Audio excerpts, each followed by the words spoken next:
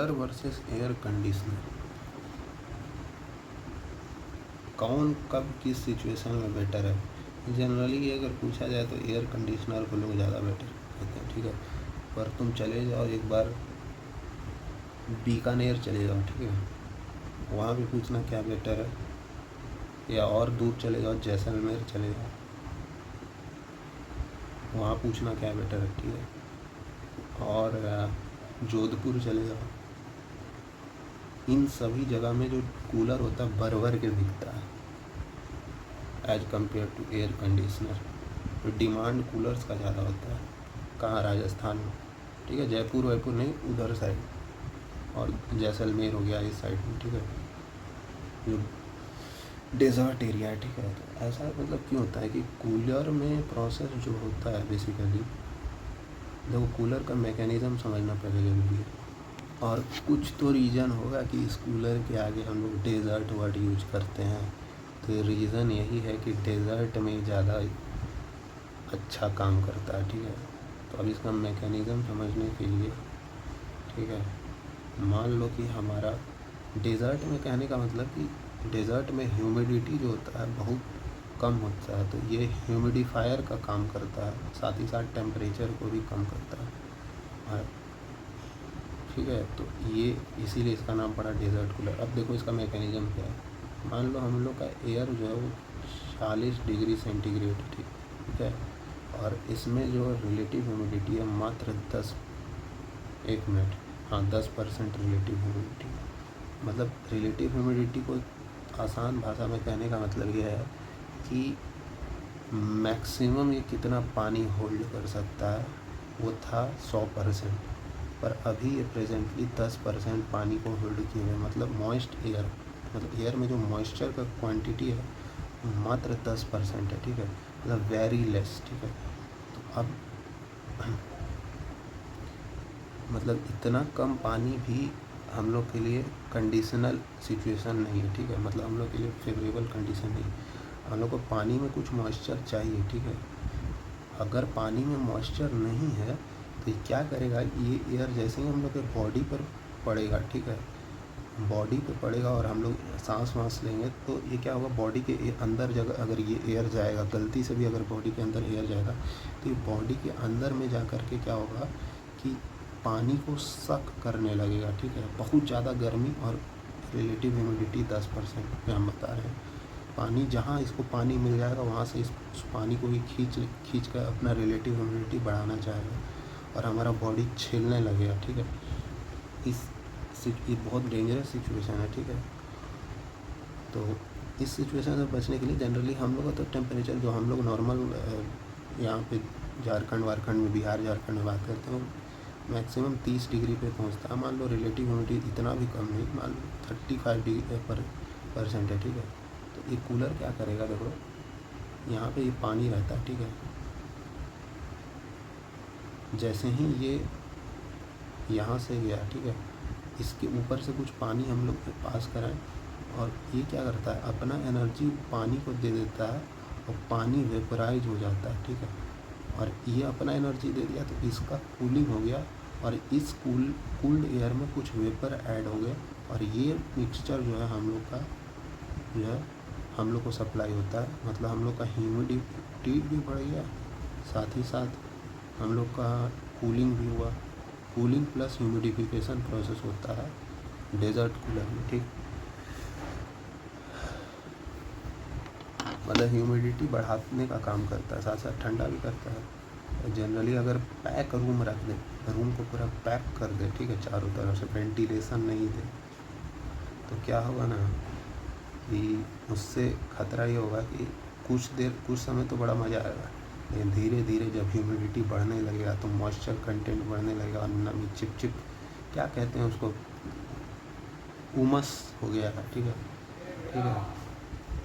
तो ये होता है कूलर के साथ। एयर कंडीशनर कैसे काम करता है, देखो साउथ इंडिया अगर कोई गया होगा, हम तो एक बार गए थे, और वो भी इसमें क्या कहते हैं उसको, एयर एसी वाले इसमें नहीं गए थे, ठीक है, नॉर्मल में गए थे, तो पूरा सीट जो है पसीना से हो गया था, ठीक है, मतलब ह्यूमिडिटी काफ़ी ज़्यादा होता है, साथ ही साथ गर्मी भी। यहाँ पे सदर्न पार्ट ऑफ इंडिया में लू वगैरह नहीं चलता है, सिर्फ गर्मी में गर्मी और चिपचिपापन, ठीक है। तो सदर्न पार्ट ऑफ इंडिया में ह्यूमिडिटी काफ़ी ज़्यादा, केरला साइड में ह्यूमिडिटी काफ़ी ज़्यादा, ठीक है।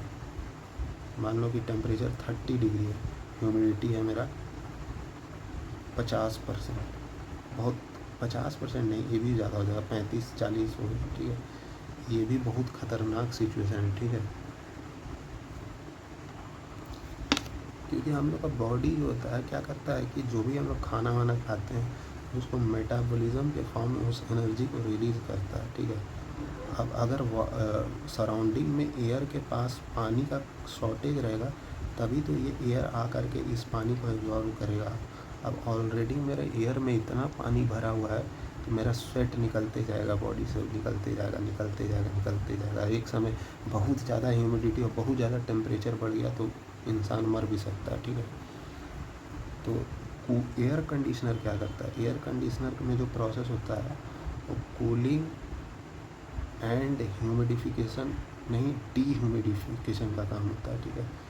एयर कंडीशनर का कैसा सिचुएशन रहता है, जैसे ये एयर कंडीशनर का कॉइल रहता है, ठीक है। मान लो ये -20 डिग्री सेंटीग्रेड पे मेंटेन है, ठीक है। अब यहाँ से एयर जो आ रहा है, ठीक है, उसका तापमान मेरा कितना है, 35 है, ठीक है। ह्यूमिडिटी भी कुछ होगा, ठीक है। जब वो इस ठंडे पानी के ठंडे कॉइल के कांटेक्ट में आता है, इसका टेम्परेचर ड्रॉप होता है और मान लो ड्रॉप होकर के 0 पहुँचा, ठीक है। तो कुछ देर तक इसे सेंसिबल कूलिंग होता है, बाकी के टाइम पे इसमें होता है डीह्यूमिडिफिकेशन, ठीक है। मतलब इसमें इस प्रोसेस को अगर हम लोग इसमें क्या हो रहा है कि कुछ देर तक सिर्फ कूलिंग हो रहा है, फिर उसके बाद इस प्रोसेस को साइकोमेट्रिक चार्ट में अगर देखेंगे तो कुछ ऐसा प्रोसेस हो रहा है, ठीक है। मान लो कि 35 डिग्री सेंटीग्रेड पे एयर था जिसका रिलेटिव ह्यूमिडिटी कुछ था, ठीक है। ये मेरा साइकोमेट्रिक चार्ट है। अब 35 से जो 5 डिग्री, इधर थोड़ा और घिसकाना, ये मेरा 35 से जो 5 डिग्री सेल्सियस का टेम्परेचर ड्रॉप किया यहाँ पे पहुँच गया। अब ये इधर नहीं जा सकता, क्यों? क्योंकि ये हम लोग का रीजन ऑफ इंटरेस्ट सिर्फ इतना है, ठीक है। इधर कोई पानी एयर रह ही नहीं सकता। वो साइकोमेट्रिक चार्ट जब बताएंगे तो कभी बताएंगे, ठीक है। क्योंकि साइकोमेट्रिक चार्ट के लिए इस टेम्परेचर पे मैक्सिमम ओमेगा इतना ही हो सकता है, ठीक है। तो 5 डिग्री सेल्सियस के कॉरस्पॉन्डिंग मैक्सिमम ओमेगा है, ठीक है। अब क्या होगा, और 5 से जो 0 डिग्री सेल्सियस का जो सफ़र है, अब उसको इसी लाइन पे तय करना पड़ेगा। मतलब यहाँ से यहाँ तक कूलिंग और यहाँ से यहाँ तक डीह्यूमिडिफिकेशन, रिजल्टेंट प्रोसेस मेरा ये हो रहा है, ठीक है। मतलब कुछ ऐसा हो रहा है कि कूलिंग हुआ पहले और डीह्यूमिडिफिकेशन हो गया, ठीक है। कूलिंग, डीह्यूमिडिफिकेशन, ठीक है। और देखो एयर कंडीशनर में एक्चुअली में ये 20 डिग्री मान लेते हैं, अगर इसको, इसका कैपेसिटी था -20 तक पहुंचने का, ठीक है। लेकिन -20 तक कूल होकर के बाहर नहीं जाता। इसका रीज़न ये है कि सारा एयर थोड़ी इस कूलिंग कॉइल से जाएगा, कुछ एयर यहाँ से बाईपास होकर निकल जाएगा, जिसको कहते हैं बाईपास फैक्टर, ठीक है। जिस वजह से यहाँ एयर का जो फाइनल टेम्परेचर होगा वो 0 है, ठीक है। एक्चुअली में होना चाहिए था -20। तो बाईपास फैक्टर इसी तरह से डिफाइन ही किया जाता है, ठीक है, कि बाईपास फैक्टर इसी तरह से डिफाइन किया जाता है। तो T1 है 20 डिग्री, TC है मैक्स कूलिंग का टेम्परेचर, ठीक है। और ये जो कॉइल होता है इसका टेम्परेचर, जो मैक्सिमम टेम्परेचर इसका हो सकता है, उसको कहते हैं apparatus due point temperature, ADP, ठीक है। अब देखो ये मैक्सिमम इसका औकात था 20 से -20 तक जाने का, ठीक है। मतलब औकात को नीचे में लिखेंगे और जो नहीं अचीव हो पाया उसको ऊपर में लिखेंगे, मतलब 0 से -20। ये सेगमेंट मेरा, अरे सॉरी, ये 0 ऊपर होगा, ठीक है। जो जितना मैक्सिमम अचीव करना था औकात, वो नीचे लिखेंगे, और जो नहीं अचीव हो पाया उसको ऊपर लिखेंगे, ठीक है। तो इसका बाईपास फैक्टर आ जाएगा 0.5, ठीक है। एक और फैक्टर होता है जिसको कहते हैं सेंसिबल हीट फैक्टर, ठीक है। उसको यहाँ बताना सही नहीं रहेगा, नहीं तो बहुत बहुत बड़ा हो जाएगा, ठीक है।